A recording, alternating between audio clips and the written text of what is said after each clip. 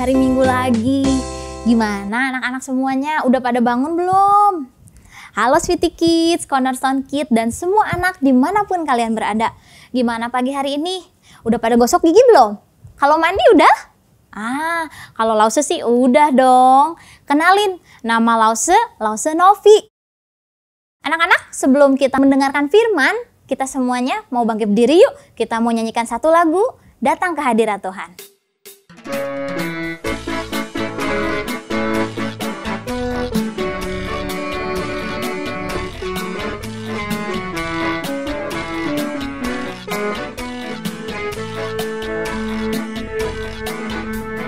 Datang ke hadirat Tuhan dengan hati yang penuh sukacita.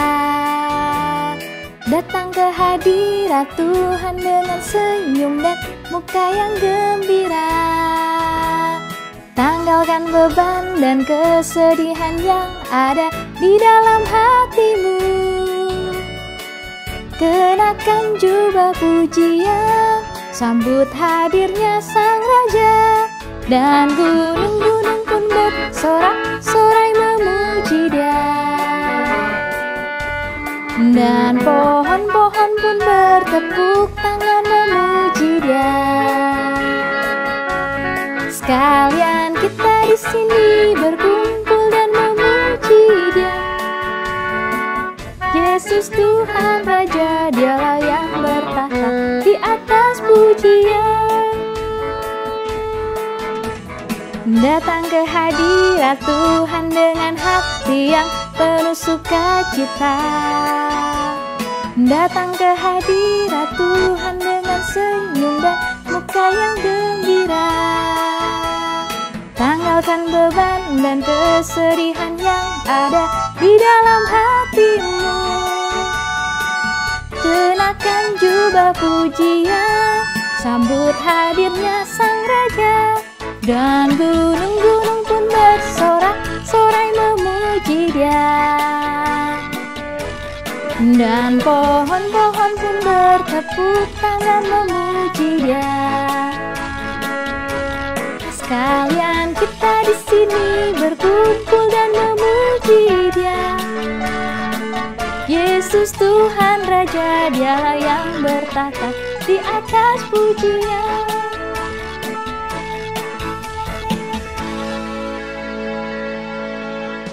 Anak-anak, sekarang kita mau bersatu di dalam doa. Tuhan Yesus, terima kasih untuk kesempatan hari ini. Kami boleh sama-sama bangun di minggu pagi ini. Sebentar kami mau memuji Tuhan dan mendengarkan firman Tuhan. Tolong kami supaya kami boleh sungguh-sungguh. Pimpin juga ibadah kami dari awal pertengahan sampai kepada akhirnya. Kami berdoa di dalam nama Tuhan Yesus. Amin. Oke, sekarang kita mau mainin satu permainan. Permainan ini namanya OB Challenge. Jadi, Lause akan bilang satu kalimat. Kalau misalkan kalimat itu benar, anak-anak harus berdiri. Terus anak-anak harus bilang, yes I do.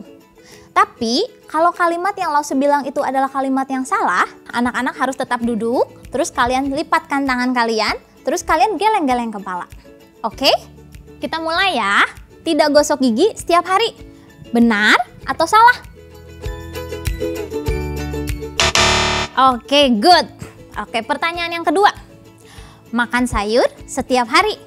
Benar atau salah? Oke, good. Pertanyaan yang ketiga. Tidak perlu membereskan tempat tidur setiap hari. Benar atau salah? Oke, good. Yang keempat ya.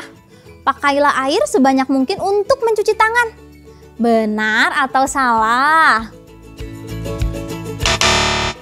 Oke, good. Yang terakhir. Bantu mencuci piring setelah makan. Benar atau salah? Oke, good. Anak-anak, gimana permainannya? Gampang atau susah? Atau susah-susah gampang? Nah, sekarang Lause mau tanya, siapa yang di sini betul semua? Oke, siapa yang betulnya cuma satu? Ada nggak ya yang salah semua? Wah, Lause kira nggak ada ya. Oke, anak-anak, kita belajar satu hal dari permainan ini. Peraturan-peraturan dibuat itu supaya bikin hidup kita itu aman dan sehat. Kita semua punya peraturan di dalam rumah, sekolah, dan di lingkungan hidup yang harus kita taati, bukan? Apalagi lagi zaman COVID-19 ini. Banyak banget sekali aturan-aturan yang harus kita taati. Tapi kita harus menaatinya loh. Karena itu semua bikin hidup kita jadi sehat dan selamat. Contohnya nih, kalau kalian habis pergi-pergian keluar rumah, udah gitu kalian langsung pulang ke rumah, apa sih yang harus kalian lakukan? Kalian harus langsung mandi, betul. Yang kedua, kalau kita juga harus menghindari kerumunan orang banyak. Dan biasanya kita harus berjemur dan peraturan lainnya. Nah anak-anak, peraturan yang Allah buat juga bikin hidup kita aman dan sehat. Minggu lalu kita sudah melihat bagaimana Allah menciptakan dunia sungguh amat baik. Udah gitu Allah juga menciptakan manusia yang pertama. Siapa? Adam dan Hawa. Allah memberikan mereka hati yang sempurna. Sehingga Adam dan Hawa mau taat dan mau melayani Allah. Segala sesuatu di Taman Eden terlihat sangat sempurna. Buah dan sayuran udah siap untuk dimakan. Kalian bisa bayangin posisi Adam kayak gimana? Kalau sekarang itu kayak kita lagi ada di food court. Di sekeliling itu banyak sekali makanan. Ada Korean food, ada Chinese food, dan ada European food. Anak-anak kebayang gak enak banget ya pasti ya. Kalian udah tinggal milih yang mana yang mau kalian mau. Tapi di Taman Eden pasti lebih keren daripada food court. Namun Alkitab mencatat di dalam Kejadian 3, Allah memberikan satu perintah yang penting untuk ditaati oleh manusia. Allah ingin Adam dan Hawa percaya dan taat kepadanya. Allah menciptakan mereka supaya mereka bisa hidup selamanya. Allah menunjukkan satu pohon yang ada di tengah-tengah taman. Nama pohon itu adalah pohon pengetahuan tentang yang baik dan yang jahat.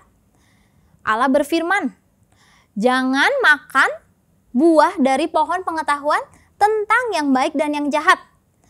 Saat kamu makan, maka kamu akan mati. Lalu yakin kalian semua udah pada tahu ceritanya bukan? Dan kalian pasti pernah mengalami dilema kayak gini. Contohnya nih, papa kalian udah pesan sama kalian bahwa kalian gak boleh kemana-mana. Sementara ini di rumah dulu. Tiba-tiba ada satu teman kalian manggil-manggil nama kalian. Udah gitu mau ajakin main sepeda. Wah, apa yang akan kalian lakukan? 1 atau 2 kali manggil, mungkin kalian bisa bilang enggak. Tapi kalau si temennya manggil terus, udah gitu dia kelaksonin yang keras. Gimana nih kalian? Anak-anak, apakah kalian mungkin akan berpikir, kayaknya kalau sebentar aja nggak akan ketahuan deh. Iblis yang jahat adalah musuh Allah. Dia ingin melawan Allah. Dia mau menghancurkan dunia Allah yang sangat indah. Dia datang dalam rupa seekor ular. Lalu dia masuk ke Taman Eden. Iblis ingin membuat Adam dan Hawa nggak taat dan nggak percaya kepada aturan Allah. Ular datang dan berkata, tentulah Allah berfirman, semua pohon dalam taman ini tidak boleh kamu makan buahnya, bukan? Hawa menjawab, buah dari pohon-pohon yang ada di taman ini boleh kami makan buahnya. Tetapi tentang pohon yang ada di tengah-tengah taman, Allah berkata, jangan kamu makan buah dari pohon pengetahuan tentang yang baik dan yang jahat. Kalau kamu makan atau kamu raba, maka kamu akan mati. Lalu ular bilang, sekali-kali kamu tidak akan mati. Allah tahu pada hari kamu memakannya, matamu akan terbuka dan kamu akan menjadi seperti Allah, tahu tentang yang baik dan yang jahat. Hawa tergoda oleh iblis. Hawa percaya kepada Allah, tapi dia putusin untuk memilih apa yang iblis katakan. Hawa ingin menjadi seperti Allah. Hawa lihat lagi buah itu. Buah itu kelihatan enak dan menarik. Lalu Hawa ambil dan dia makan. Dia juga kasih kepada Adam. Dan Adam pun memakannya juga. Celaka! Mereka sudah makan buah yang dilarang oleh Allah. Mereka lebih mendengarkan apa yang iblis katakan. Mereka sudah terbujuk oleh kebohongan iblis. Mereka jadi nggak taat kepada Allah. Dosa adalah tidak taat kepada Allah. Adam dan Hawa sudah berdosa. Mereka jadi malu. Mereka segera bersembunyi. Mereka sembunyi dari Allah. Mereka ambil daun-daunan, lalu mereka tutupi tubuh mereka. Bukannya menjadi serupa dengan Allah, tapi mereka menjadi serupa dengan iblis. Hati mereka yang tadinya bersih, yang tadinya tidak berdosa, sekarang menjadi berdosa. Mereka seharusnya mengasihi Allah dan senang tinggal bersama dengan Allah. Sekarang mereka malah takut dan mereka malah bersembunyi. Hari itu hari yang amat menyedihkan. Dosa masuk ke dalam dunia dan merusak segala sesuatu. Allah sang pencipta tahu segala sesuatu. Waktu Adam dan Hawa mendengarin suara langkah kaki Tuhan Allah, mereka sembunyi di antara pepohonan. Anak-anak bayangin saat itu Adam dan Hawa bisa ngedengerin suara langkah kaki Allah. Berarti mereka dekat ya dengan Allah. Lause kasih contoh nih ya. Kalau Lause ada di sini dan Lause jalan, anak-anak yang ada di rumah bisa kedengeran nggak ya suaranya? Bisa kedengeran nggak? Oh, nggak bisa. Tapi kalau misalkan Lause di sini, anak-anak juga ada di sini, terus Lause melangkahkan kaki Lause, anak-anak kira-kira denger nggak? Ya, benar, denger ya. Lalu Allah panggil mereka dan berkata, "Di manakah engkau?" Adam menjawab, "Ketika aku mendengar engkau ada di taman ini, aku menjadi sangat takut karena aku telanjang. Oleh sebab itu aku bersembunyi." Allah bertanya, "Apakah engkau makan buah dari pohon yang aku larang itu?" Harusnya jawabannya apa sih? Harusnya jawabannya iya atau enggak, tidak, bener enggak? Tapi Adam itu bukan jawab gitu. Adam malah menjawab, "Hawalah yang memberikan buah itu kepadaku sehingga aku memakannya." Nah, anak-anak, Hawa juga nggak mau disalahin. Akhirnya Hawa bilang, "Ular yang sudah menipu aku sehingga aku jadi makan buah itu." Mulailah satu dosa mendatangkan dosa lainnya. Apa itu? Saling menuduh, saling menyalahkan, tidak mau mengakui kesalahannya sendiri. Allah itu kudus, Allah itu tidak menyukai dosa. Allah mengasihi manusia, Allah itu adil. Apa sih adil? Adil itu kalau misalkan kita punya salah, pasti kita dihukum. Nah, Allah menghukum mereka karena mereka sudah berbuat dosa. Apa sih dosa mereka? Mereka gak percaya kepada Allah dan gak taat kepada peraturannya. Allah menghukum ular. Seumur hidupnya ular harus menjalar dengan perutnya dan debu tanahlah yang akan menjadi makanannya. Yang kedua, Hawa akan menderita kesakitan saat dia melahirkan. Dan yang ketiga, Adam harus bekerja keras untuk mendapatkan makanannya. Mereka yang tadinya hidup bersama dengan Tuhan Allah dan mereka bisa nikmatin makanan sesuka mereka. Semenjak dosa masuk ke dalam dunia, mereka akan kesulitan di dalam dunia. Suatu hari nanti mereka akan mati. Allah adalah Allah yang adil dan penuh kasih. Allah sangat mengasihi Adam dan Hawa. Sekalipun Allah menghukum mereka, Allah berjanji Dia akan mengirimkan juru selamat yang akan menghapuskan semua dosa manusia dan mengalahkan kuasanya iblis. Sungguh janji yang indah, bukan? Dan kita tahu satu hal, Allah sudah menepati janjinya. Dan sebelum Adam dan Hawa diusir dari Taman Eden, Allah menunjukkan kasih-Nya dengan memberikan mereka pakaian dari kulit binatang untuk melindungi tubuh mereka. Dosa sudah merusak Adam dan Hawa. Hati mereka yang tadinya mengasihi Allah dan melayani Allah, kini menjadi jahat. Dan mereka tidak bisa lagi taat kepada Allah sepenuhnya. Seluruh keturunannya pun sama. Dan setiap orang yang lahir ke dalam dunia, mereka sudah berdosa. Dosa sudah merusak segalanya. Dosa masuk ke dalam dunia melalui manusia. Contohnya nih, waktu kita bayi, kalau misalkan kita lapar, apa sih yang akan dilakukan bayi itu? Bayi itu bakal marah-marah.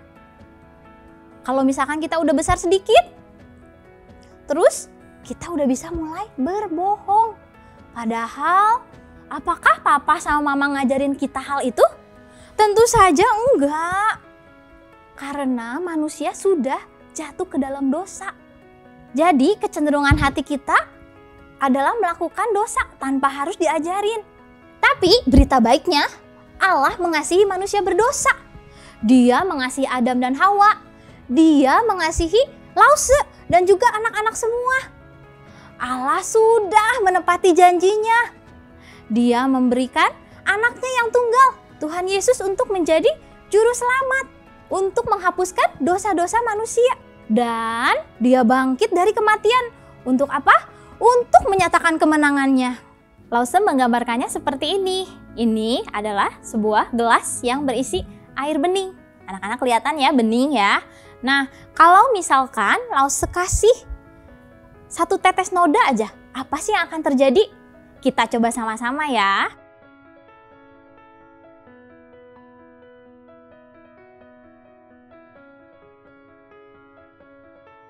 Apa yang terjadi anak-anak? Gelas yang tadinya berisi air bening sekarang menjadi kotor. Wah, sama seperti perlambangan hati kita. Hati kita yang tadinya bersih, tapi karena ada dosa, hati kita menjadi kotor. Nah, sekarang Lause punya ini. Kita coba masukin ya, apa yang akan terjadi?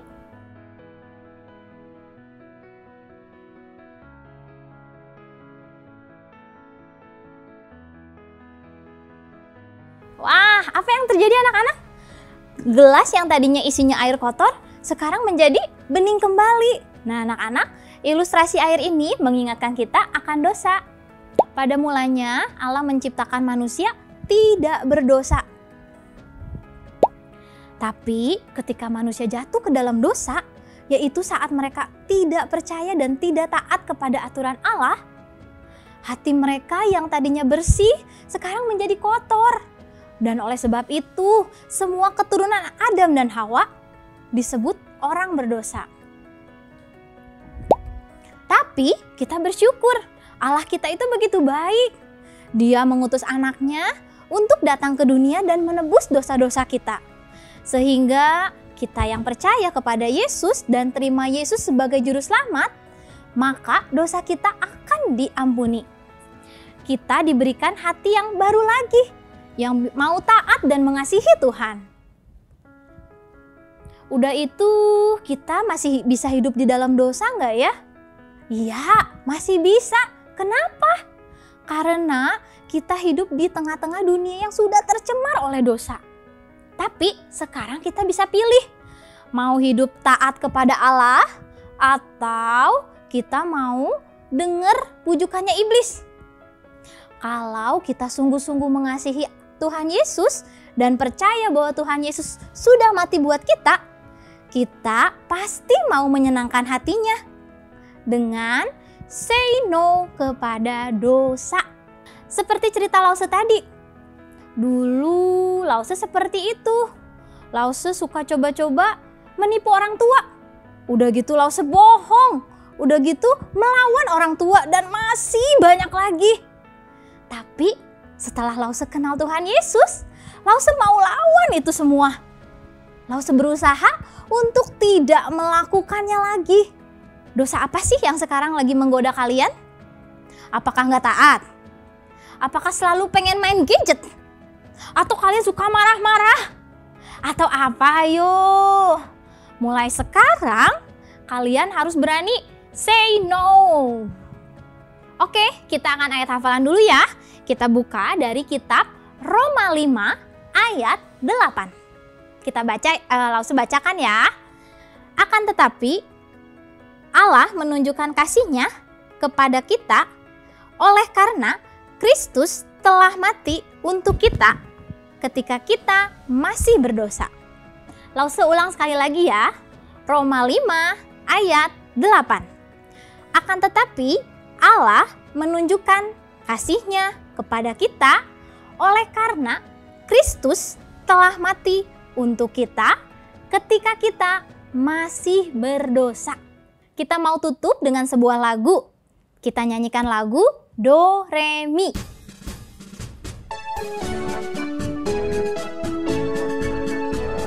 Do itulah dosamu, re relakan hatimu. Mi minta pada Yesus, fa fahami firman-Nya. So sobatmu yang setia, lama menunggumu. Silakan dia masuk, dosamu dihapuskan. Jika kau terima Yesus, kau akan diselamatkannya. Do itulah dosamu, re relakan hatimu. Mi minta pada Yesus, fa fahami firman-Nya. So sobatmu yang setia, lama menunggumu. Silakan ya masuk, dosamu dihapuskan. Jika kau terima Yesus, kau kan diselamatkannya.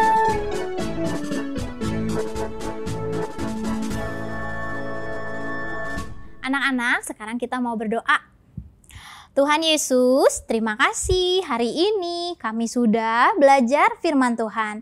Tuhan Yesus, kami bersyukur karena Tuhan Yesus sudah mati di kayu salib untuk menebus dosa kami. Sebentar kami akan melakukan aktivitas kami, kiranya Engkau yang tolong pimpin aktivitas kami. Kami berdoa di dalam nama Tuhan Yesus, amin. Sampai di sini dulu ya. Tuhan Yesus berkati kita semua.